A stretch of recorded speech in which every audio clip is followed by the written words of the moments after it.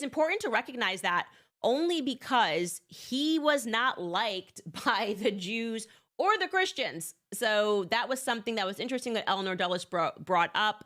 And I will cite the article. I should have left it pulled up, but I will cite the article. I'll put it in the comments, where this Jewish writer was unpacking that about how there was a lot that was happening behind the scenes in this relationship. And Eleanor was quite shocked for whatever reason after her husband commits this suicide, David Blondum, she becomes convinced that it was her brothers that did it, and that, she knew that he had issues with both sides, but she was convinced that her brothers definitely were the reason that forced him to that final step of suicide. And of course, she becomes the one that then photocopies, according to John Loftus, and confirmed by the the founder of the Mossad, if you will.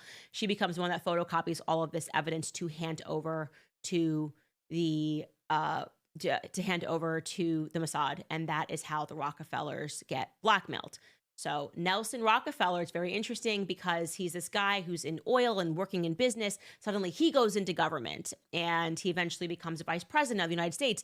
And then you have also the Dulles. Suddenly they go into government, and he's in the CIA. And when you start to re-examine the lens of why the JFK assassination is so important, it's because it is the day, in my view, that our country became something else.